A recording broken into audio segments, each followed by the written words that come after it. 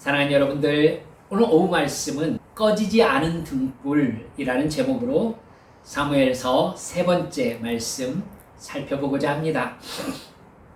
여러분, 사무엘 3장 말씀은요, 성경에서 잘 알려진 장면입니다. 혹시 여러분 택시나 버스 타셨을 때에 어린아이가 무릎 꿇고 이렇게 기도하는 그림 밑에 오늘도 무사히라는 글씨가 써져 있는 그 사진을 보셨을지도 모르겠습니다. 여러분, 18세기 영국의 화가인 조슈아 레이놀즈의 그림이라고 해요. 그 장면이 바로 오늘 우리가 읽은 사무엘을 그린 그림입니다. 그러나 그때 사무엘은 오늘도 무사히라고 기도하지는 않았습니다. 사무엘이 하나님의 부르심을 받는 장면이거든요. 사무엘은 실로라는 곳에 있는 성소에서 지내고 있었습니다. 네, 여러분, 지난 시간까지 여러분 아시겠지만 어머니 한나 엘가나가 이제 사무엘을 엘리 제사장에게 하나님께 드렸던 것이죠. 맡겨진 상태였죠. 여러분, 사무엘이 그렇게 실로의 성소에서 지내고 있을 때 사무엘이 잠을 자는 처소가 성막 안이었다는 것이 놀랍습니다. 그렇죠? 성막 안이 사무엘의 숙소였던 거예요. 아마도 모세 시대의 출애굽기에서 만든 성막의 구조와 똑같은 그 성막 안에서 아마 사무엘이 생활을 했던 것 같습니다.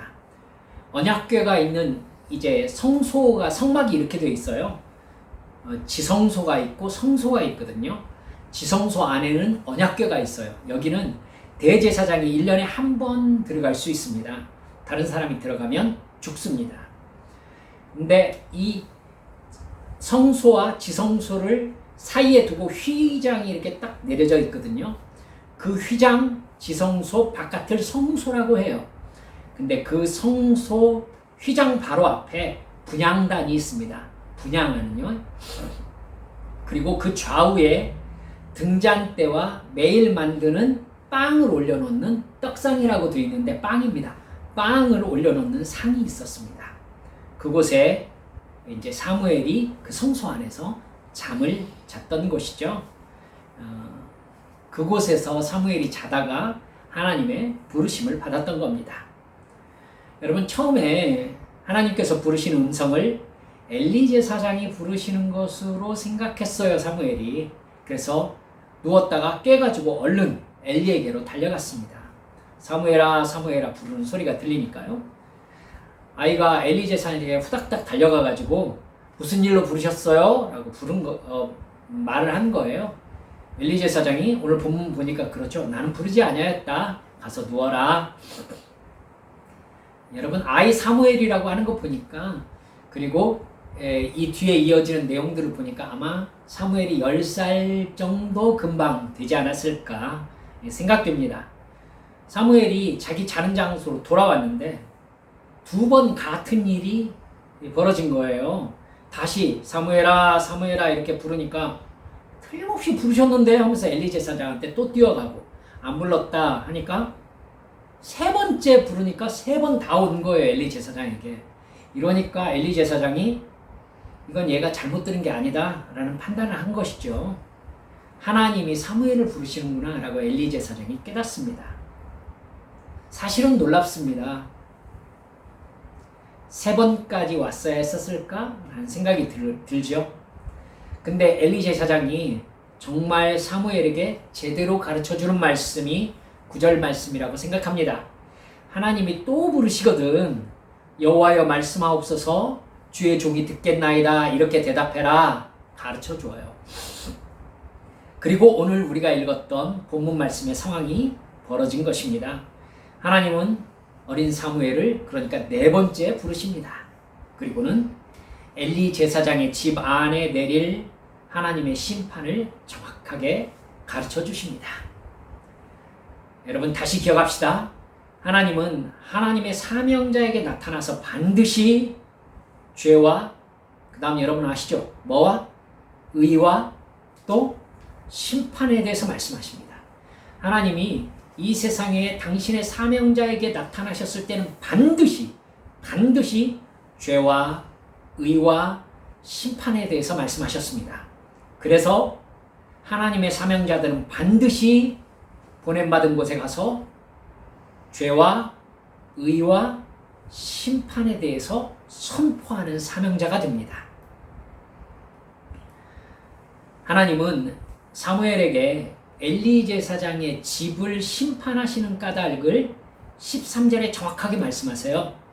내가 그의 집을 영원토록 심판하겠다고 그에게 말한 것은 그가 아는 죄악 때문이니 이는 그가 자기 아들들이 저주를 자청하되 금하지 아니하였습니다.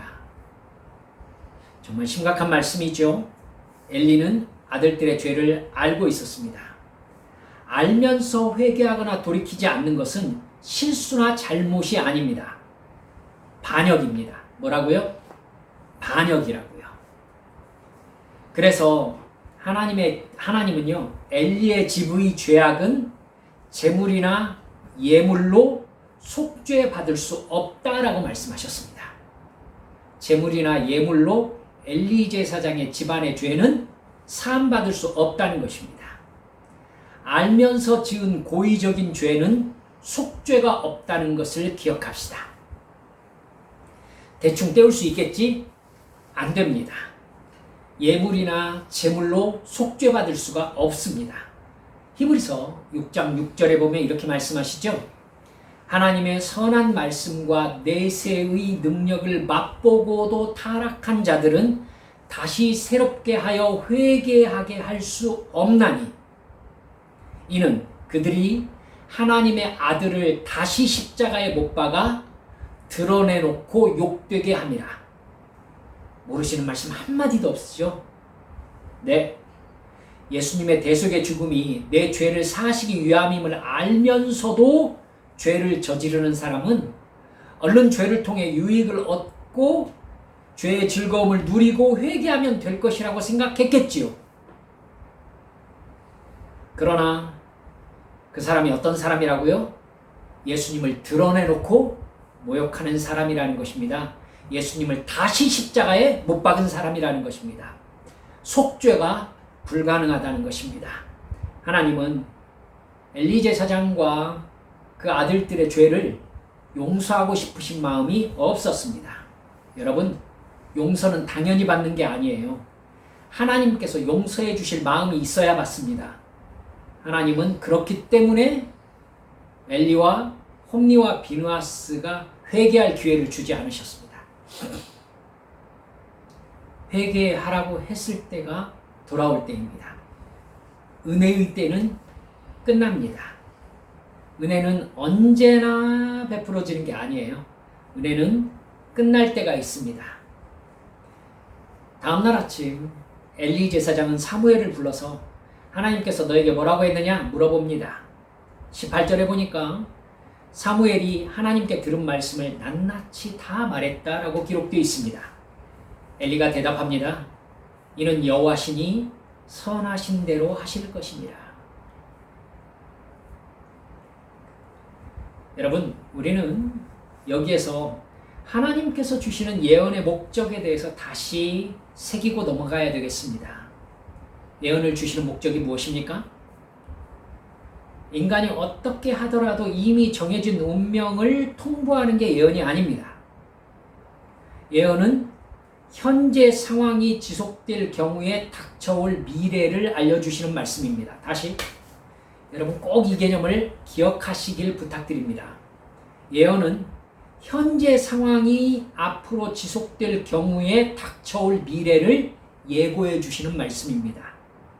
따라서 누군가에게 혹은 어떤 공동체에게 멸망의 예언을 주셨다. 무슨 뜻입니까?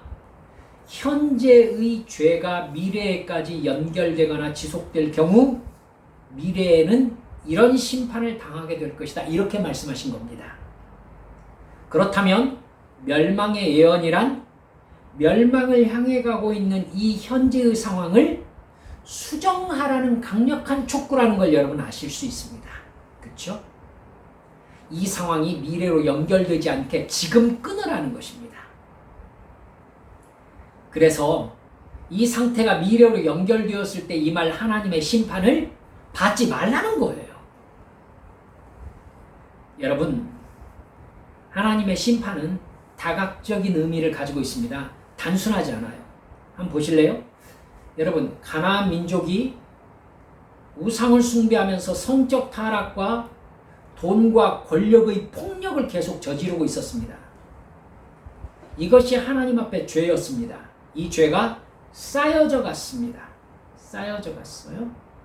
여러분, 그리고 하나님의 심판이 임할 만큼 쌓였어요. 그러자 하나님은 어떻게 하셨습니까? 이스라엘 백성들을 이집트에서 꺼내셨어요. 그리고 이스라엘 백성들에게 뭐라고요? 가나안 땅으로 들어가서 가나안 민족을 완전히 진멸하라. 왜? 여러분, 이건 영토 쟁탈전이 아니라 하나님의 심판의 실행이기 때문입니다. 그래서 이걸 헤렘 전쟁이라고 말씀드렸죠.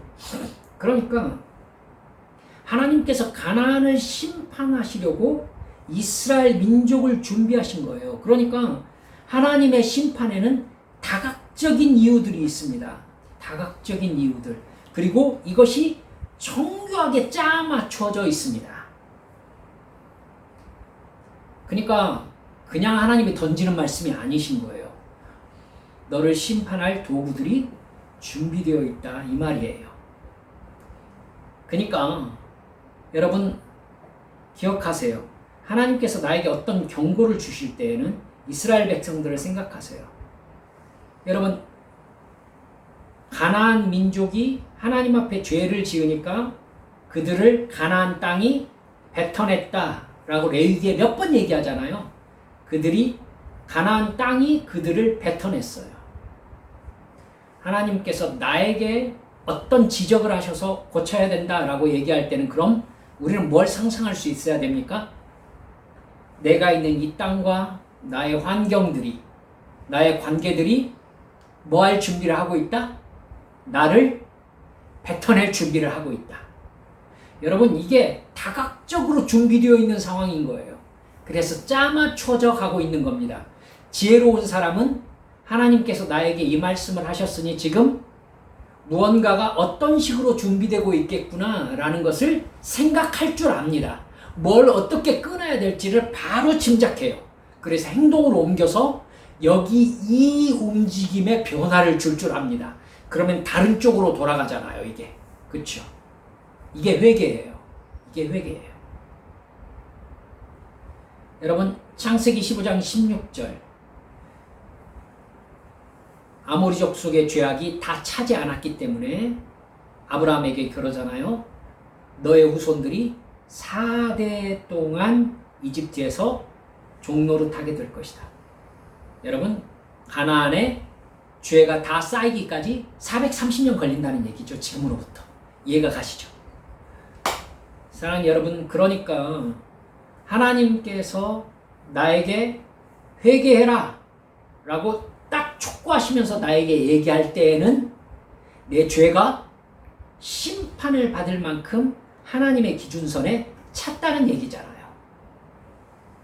여러분, 벨사살 왕의 얘기로 바꾸면 어떤 관점이 보이십니까? 하나님께서 회개해라 라고 얘기할 때에는 하나님의 저울에서 내가 지금 모자람이 보였다는 것입니다. 모자람이.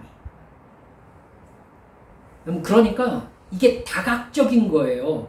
벨사살 왕을 하나님께서 심판하시려고 마음먹고 너에게 모자람이 보였다 라고 했을 때 하나님의 심판이 즉각 시행되는데 바깥에 이미 왕궁 밖에 페르시아 군대가 도착해 있었습니다. 여러분. 그날 밤에 벨사살 왕이 죽임을 당했어요. 그래서 바벨론 성은요, 무혈입성이었어요. 무혈입성이었어요. 완전히 끝나버렸었습니다. 여러분, 그러니까 하나님께서 나에게 어떤 경고를 하실 때에는요, 즉각 행동에 옮겨야 되는 상황이라는 걸 정말 알고 계셔야 됩니다. 아멘. 하나님은 준비되신 거예요. 준비하시고 말씀하신다고요. 여러분, 그러니까 하나님께서 실행하지 않으시고 미리 우리에게 말씀하신다라는 의미는 나에게, 즉 예언을 주신다는 말씀은 나에게 기회를 주신다는 의미예요. 하나님께서 심판이 목적이시라면 알려주지 않으시겠죠. 그냥 시행하시면 되니까. 여러분, 소돔과 고모라에게 너희들을 심판하겠다고 말씀하셨나요? 말씀하지 않으셨어요. 롯밖에는 몰랐어요. 그렇죠? 롯밖에는 몰랐어요. 롯에게 알게 하셨을 때 하나님은 롯을 빼내셨어요. 소돔과 고모라는요, 언제 멸망하는지도 몰랐어요. 근데 하늘에서 불이 내려와가지고 소돔과 고모라를 완전히 태워버렸어요. 한순간에. 하나님이 심판을 작정하시고 무조건 시행하신다고 하시면요, 예고하지 않으세요. 근데 하나님이 내가 이렇게 작정했다, 이렇게 될 것이다 라고 예고하실 때에는 사실은 심판을 실행하고 싶으신 것이 아니라 뭐 하라고 하는 거예요? 회개하라고 하는 거예요. 나의 심판의 손길을 네가 회개함으로 멈추어다오. 이게 하나님의 경고라는 걸 믿으시기 바랍니다. 사랑하는 여러분들, 그러니까 예정과 운명은 달라요. 예정은 인격적인 하나님이라는 창조주의 작정입니다. 그러니까 인격이 있어요. 하나님의 작정이에요. 그러니까 예정은 관계적입니다. 운명, 여러분, 숙명, 이건 인격이 배제되어 있죠. 그러니까 관계가 배제되어 있습니다. 하나님이 예언이나 예정을 선포하시는 말씀은 하나님과의 사랑과 순종의 광고로 돌아오라는 촉구예요. 그러나 여러분, 오늘 여러분과 말씀 나누는 엘리는 알면서도 조치를 취하지 않습니다. 엘리는 여호와께서 선하신 대로 하실 것이다 라고 말씀하셨지만, 사랑하는 여러분들, 회개하지 않는 사람에게 하나님의 심판은 선하게 경험되지 않습니다. 여러분, 지옥의 고통이, 어떤 성도가 저한테 하는 말 듣고 우리들 정말 다 웃었습니다만 저한테 그러더라고요. 이제 성경 공부 시간이었거든요. 집사님이. 제가 지옥에 대해서 하도 심하게 얘기를 하니까 그 집사님이 마음이 좀 안 좋았던가 봐요. 갑자기, 목사님, 거기도 사람 사는 데 아니겠습니까? 그러시더라고요. 아주 저보다 빵 터졌어요. 여러분, 사람 살만한 곳이라면 주님께서 생명을 바쳐서 그곳에 가면 안 된다고 말씀하셨겠습니까? 계시록에서요, 멸망 이전에 사람을 숫자로 취급합니다. 사람 취급을 안 하는 거예요. 인격이 있기 때문에 사람은 하나님께서 거의 일관되게 이름을 부르십니다. 개별적으로 대하십니다. 계시록 넘어가 보십시오. 이름을 부르지 않습니다. 숫자와 확률로 나옵니다. 3분의 1씩 죽이시더라. 그 3분의 1 안에 들어가는 거죠. 완전히 몰인격적인 거예요. 그 취급 받지 마시기 바랍니다. 할렐루야. 절대 받지 마세요. 하나님께서 우리를 이름 부르지 않으시고 뭉탱이로 취급하시는 순간은 죽이시겠다는 거예요.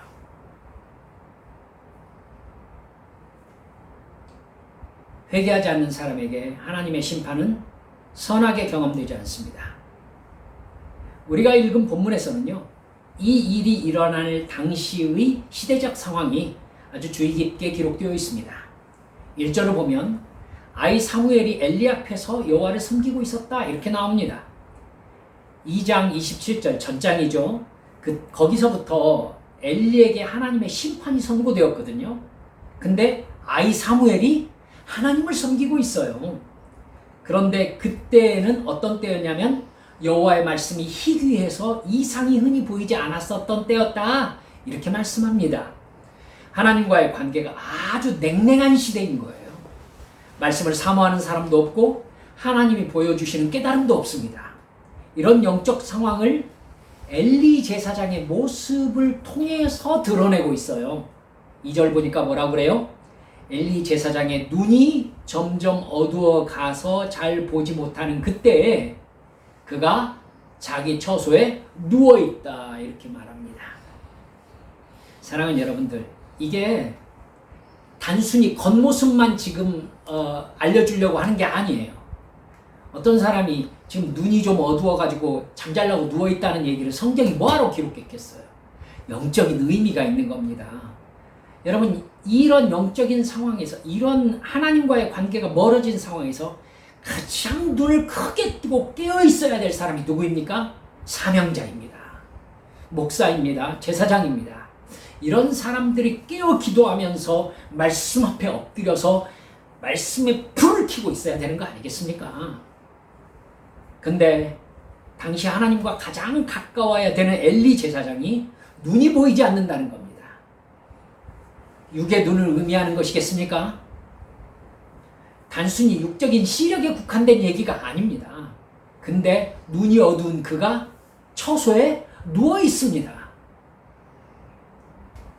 성경을 기록하는 자는 엘리 제사장이 뭐 하고 있어야 된다는 걸 상상하면서 이 말을 하고 있는 거죠. 그가 여호와의 전 앞에 엎드려 있었다. 이 말을 상상하면서 눈이 어두운 그가 처소에 누워 있었다라고 얘기를 하는 겁니다. 무슨 말인지 알겠지요. 근데 성경이 뜬금없이 3절에 하나님의 등불은 아직 꺼지지 아니하였다라고 말하는 겁니다. 오늘 제목이지요. 물론 1차적으로 사무엘이 누워있는 성소 안에 등잔대의 등불이 밝혀져 있는 걸 의미하는 겁니다. 하나님의 등불은 꺼지지 아니하였다. 하나님의 등불이라고 하면은 성소에 밝혀져 있는 등잔대의 등불을 의미하거든요. 하지만 여러분, 그 등불은 사실 언제나 켜져 있어야 되는 거예요. 켜져 있는 게 당연한 상태예요. 근데 굳이 여기다 아직 꺼지지 아니하였다 이렇게 얘기하고 있단 말입니다. 그러면 마치 이 정도의 영적인 상황이라면 하나님의 등불이 꺼졌어야 된다라는 걸 의미하고 있다는 거 여러분 아시겠죠? 아직 꺼지지 아니하였다. 이게 꺼질 수가 없는 건데 꺼지는 상황을 생각하면서 아직 꺼지지 않았다라고 얘기를 하고 있는 거잖아요. 그럼 이 등불이 무엇을 의미하는 겁니까? 따라서 합시다. 말씀입니다, 여러분. 하나님의 말씀. 우리 찬양했잖아요. 주의 말씀은 내 발의 등이요 내 길의 빛입니다. 그 말씀이 아직 꺼지지 아니하였다는 것이 무슨 뜻입니까? 그 다음이 바로 대답하고 있는 거예요. 여러분, 3절 보니까 하나님의 등불은 아직 꺼지지 아니하였으며 사무엘은 하나님의 궤에 있는 여호와의 전 안에 누웠더니, 여러분, 그러면 하나님의 등불이 아직 꺼지지 아니하였다는 말씀은 하나님의 말씀인 등불을 빛낼 등대가 바로 사무엘이라는 이야기가 되는 것입니다. 그 등대 사무엘이요, 등잔대가 불을 밝히고 있는 성소에 지금 누워있는 겁니다. 바로 하나님의 말씀에 빛을 밝힐 등대인 사무엘에게 등불인 하나님의 말씀이 임하고 있는 것이 우리가 읽은 본문 사무엘 3장의 말씀인 겁니다. 이렇게 전해진 하나님의 말씀은 엘리 집안의 죄와 심판의 선고였습니다. 말씀드렸듯이 하나님의 말씀은 죄와 의와 심판에 대한 말씀입니다. 그 말씀이 바로 어두운 세상을 비추는 등불입니다. 죄를 알아야 의를 압니다. 죄와 의를 알면 하나님의 심판을 압니다. 그러면 회개하고 돌이키게 되는 것입니다. 여러분, 하나님의 말씀은 언제나 죄와 의와 심판에 대해서 하나님을 책망하시고 구원하십니다. 모세에게 하나님의 말씀이 임했을 때에 하나님의 말씀은 이스라엘 백성들을 구원하고 이집트를 심판했습니다. 이렇게 여러분 말씀을 붙잡아 볼까요? 하나님께서 우리를 보시며, 우리 교회를 보시며, 나를 보시며 하나님의 등불은 아직 꺼지지 아니하였다라고 말씀하실 만합니까? 하나님의 말씀, 하나님의 등불을 밝힐 등대가 우리 자신입니까? 하나님께서 사무엘이 성소 안에 누워있는 그 모습을 보면서 하나님의 등불은 아직 꺼지지 아니하였다. 하나님의 얼마나 큰 사랑이 느껴지십니까? 사무엘을 바라보시면서 하나님께서 하나님의 등불은 꺼지지 아니하였다. 여러분, 우리를 바라보시면서 하나님께서 2024년 하나님의 등불은 꺼지지 아니하였다 라고 말씀하시면 합니까? 우리가 하나님의 말씀을 듣는 것이 너무나 자연스럽고 그 말씀으로 인해서 하나님의 뜻을 깨닫고 순종하는 것이 자연스러운 우리 교회입니까? 그래서 우리에게는 이 시대에 너무나도 희귀한 하나님의 말씀이 임하고 있는 사람들입니까? 여러분, 우리를 통해서 하나님께서 이 시대와 이 시대의 교회에게 죄가 무엇인지 의가 무엇인지 하나님의 심판이 어떻게 올 것인지를 선포하고 계십니까? 회개하지 않으면 이 시대를 하나님께서 어떻게 심판하실지 우리의 입술과 우리의 행동을 통해서 이 세상에 하나님께서 알려주시는 도구로 삼으셔야 합니다. 그래서 이 세상에게 저 사람을 봐라, 저 사람의 말을 들어라, 회개해라, 이렇게 해야 되시는 겁니다. 사랑하는 여러분들, 그래서 사람들이 우리를 바라보면서 어떻게 회개하고 돌이켜서 구원받아야 되는지를 깨달아야 되는 것이죠. 우리는 그 말씀을 밝히는 등대가 되고 있습니까? 데살로니가 후서 3장 2절에서 분명히 이렇게 말씀하고 계십니다. 믿음은 모든 사람의 것이 아니니라. 다 교회 다닌다고 구원받지 않습니다. 사랑하는 여러분들이요, 모든 사람이 다 믿는 거 아니에요. 우리들 정말로 예수 믿어서 구원받은 아주 소수 안에 드는 우리 한빛 성도들 모두 되어주시길 주님의 이름으로 축원합니다. 19절에서 21절 말씀을 보면은 충격적인 상황이 너무나 잠잠하게 언급되어 있습니다. 사무엘이 자랐습니다. 10대 후반이 된 것 같습니다. 여호와 하나님께서 사무엘과 함께 계셨다는 겁니다. 그래서 사무엘의 말이 땅에 하나도 떨어지지 않게 해주셨다는 겁니다. 사랑하는 여러분들, 참 가슴 아픈 얘기예요. 사실은 엘리 제사장이 지금 대제사장으로 있습니다. 제사를 집전하는 하나님의 사역자로 사역을 하고 있어요. 그러나 하나님은 엘리 제사장과 함께 있는 것이 아니라 아이 사무엘과 함께 있습니다. 뿐만 아니라 엘리 제사장의 말이 아니라 사무엘의 말이 땅에 떨어지지 않게 역사하고 계십니다. 그 결과 단에서부터 브엘세바까지, 북쪽에서 남쪽 끝까지 온 이스라엘 민족이 사무엘이 여호와의 사사로 세움받았다는 사실을 알게 되었다는 것입니다. 엘리 제사장과 홈리와 비느하스 제사장이 번듯하게 하나님의 제사장과 사명자로 사역하고 있는데도 말이죠. 21절과 4장 1절은 치명적입니다. 여호와 하나님께서 성소가 있는 실로에서 자신을 나타내셨다는 겁니다. 성소가 있는 실로에서 여호와 하나님이 자신을 나타내셨어요. 지금까지 하나님의 말씀이 희귀한 시대였어요. 이상이 보이지 않았어요. 그런데 여호와 하나님이 드디어 자신을 나타내셨다는 것입니다. 그 방법이 어떻게 나타나요? 여호와께서 실로에서 여호와의 말씀으로 사무엘에게 자기를 나타내시니라. 여호와 하나님의 말씀인 등불이 사무엘이라는 등대를 통해서 빛을 내기 시작한 것입니다. 이스라엘에게 하나님의 말씀을 비추어서 그들을 구원하시기 위해서였어요. 그래서 사무엘의 말이 온 이스라엘에게 전파되기 시작했어요.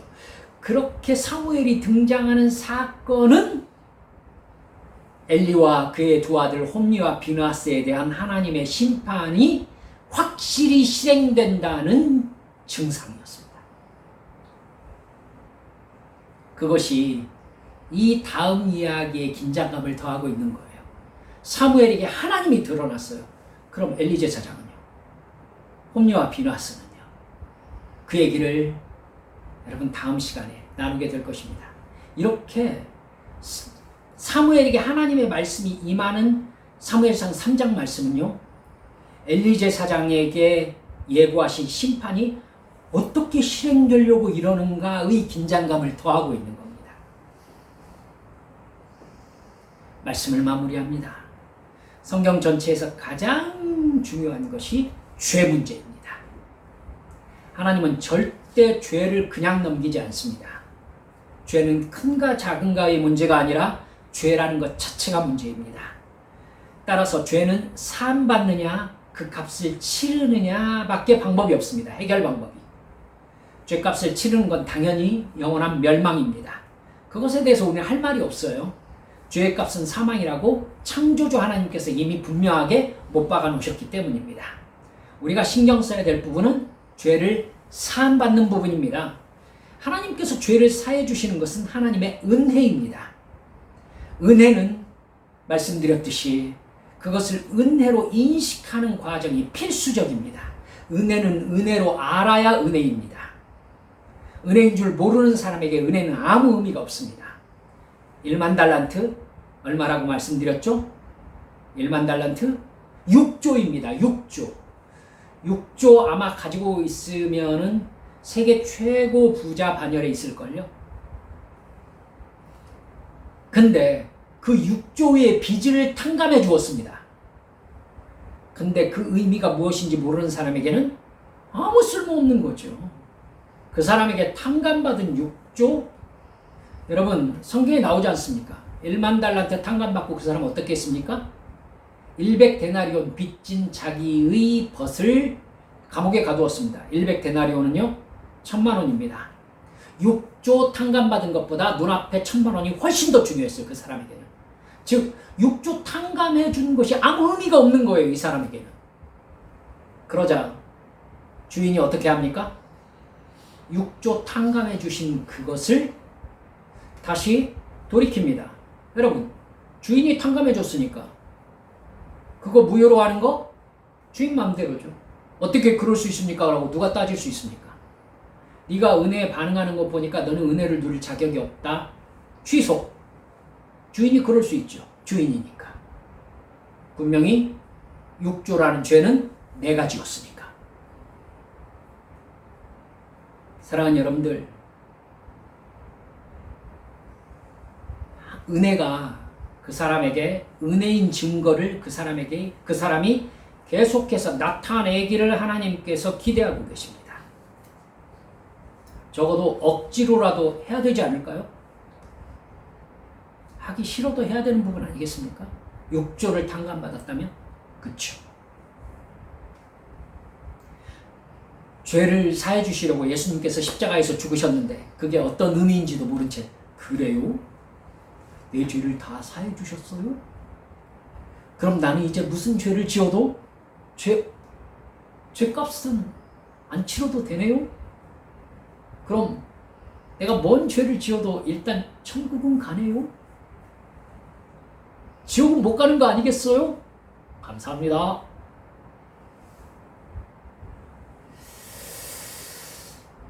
은혜가 무엇인지 전혀 모르는 사람입니다. 진짜 은혜 받는 사람은 절대 그 각도로 접근하지 않습니다. 할렐루야.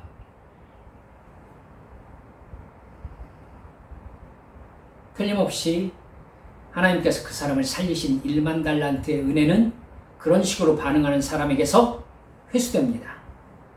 그 사람은 은혜가 뭔지를 모르는 사람이니까. 엘리 제사장에게, 홈리와 비누아스에게, 그리고 이 시대의 나에게 선포되는 하나님의 등불의 말씀은 반드시 죄가 무엇인지를 드러내는 말씀인 것을 기억합시다. 멸망을 예고하시는 말씀입니다. 여러분, 10대의 사무엘에게 하나님께서 임하셔가지고 자기를 키워주신 엘리 제사장 집안의 멸망을 가르쳐 주셨어요. 하나님이 너무하십니까? 아니요. 하나님은 언제나 이런 식으로 당신의 사명자를 만나시는 겁니다. 아멘. 돌이켜서 하나님과의 관계를 회복하고 다시 죄짓지 말라는 것입니다. 심판당하지 말라는 것입니다. 사무엘이 그 사명을 감당하기 위해서 선택받았듯이 우리 한빛의 성도들이 이 시대에 전하는 하나님의 말씀의 빛을 밝히는 등불이 되어주시기를 주 예수님의 이름으로 축원합니다. 사랑하는 여러분들이요, 하나님께서 우리를 통해서 그렇게 하나님의 존재와 사랑과 능력을 나타내시기를 주 예수님의 이름으로 축원합니다. 우리 시간 함께 기도하십시다. 우리를 바라보시면서 하나님께서 하나님의 등불이 아직 꺼지지 아니하였다라고 말씀하실 만한 삶을 우리가 살고 있습니까? 하나님과의 관계에서 우리 주님의 전 안에 누워있는 사무엘처럼 하나님만을 바라보며 주의 말씀 듣기를 사모하는 사람의 삶을 살고 있습니까? 부탁드립니다. 우리 한빛 성도들, 우리 주님 앞에 나아가서 주여, 제가 여기 있습니다. 나를 보내시옵소서. 나를 써주시옵소서. 주여, 저를 거룩하고 정결하게 해주시옵시고, 주님, 이 죄 많은 시대를 바라보시면서 그렇지만 하나님의 등불은 아직 꺼지지 아니하였다 라고 말씀하실 수 있을 만한 말씀을 품은 하나님의 자녀로 살아내게 해주시라고 이 시간 주님 앞에 함께 통성으로 기도하시겠습니다. 기도합니다. 아버지 하나님,